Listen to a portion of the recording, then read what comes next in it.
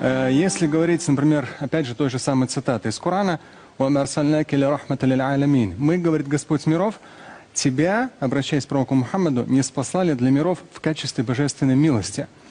То есть на сегодняшний день всего лишь 1/1000, может быть 10-тысячная из числа мусульман оказалась в системе так называемого международного терроризма. Это может быть 0,1%.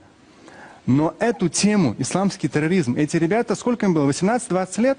Они, кстати, родились во Франции или нет? Французы они. Они французы. Они родились во Франции. То есть здесь очень важный нюанс, который никто не учитывает. Постоянно обобщают. Мусульмане, мусульмане, мусульмане.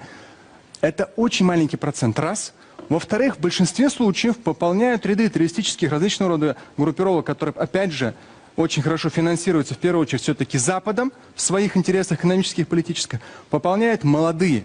И их ни в мечетях, ни в семьях никогда этому не учили. Посмотрите, 14 с лишним веков ислама. Такого понятия, как терроризм, оно начало появляться только после Афганистана, между Америкой и Советским Союзом, когда все это происходило. В исламе такого не было. С точки зрения, то есть самое большое оскорбление для мусульман здесь то, что вот эту всю грязь, может быть даже, да, мусульмане 1,5 миллиарда почти отвечают как бы за этот 0,0 там, 10-тысячную% из их числа, но в большинстве своем это люди, которых воспитало сегодняшнее телевидение, французское в том числе, где постоянно говорилось исламский терроризм. У них уже с учетом нейронных путей в голове, что это именно исламский, что это часть нашей религии. Но я вам говорю, мне самому 41 год, и я сам по национальности татарин. 27 лет я религиозно практикующий. Общался с на разных языках, с самыми разными культурами. В исламе такого понятия, как терроризм, в Коране четко и ясно сказано, что кто убьет, кто убьет одного человека, неважно какой он национальности, просто вот убьет его, то подобно по греху пред Богом, подобно как убил целое человечество. Никто во Франции эту цитату не проговаривал по телевидению. Если говорили, то только исламский терроризм. А вот такого рода вещи, тоже сам пророк Мухаммад говорил. Верующий человек – это тот, рядом с которым люди, вне зависимости от национальности, вероисповедания, люди чувствуют себя в безопасности. Всегда раньше мусульмане излучали собой безопасность.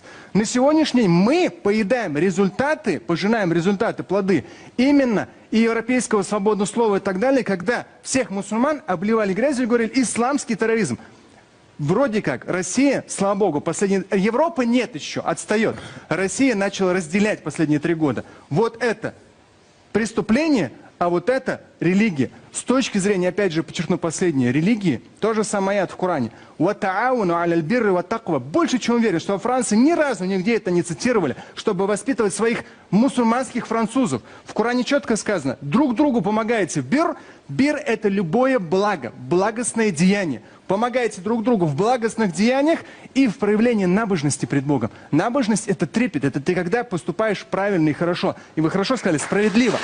Но справедливо не с точки зрения преступлений, а с точки зрения благочестия. И дальше идет в аяте. Но никогда не помогайте друг другу, в Коране говорится, никогда не помогайте друг другу в вражде и грехе. Во вражде и в грехе никогда друг другу не помогайте. Вы это по телевидению в СМИ, наверняка в европейских.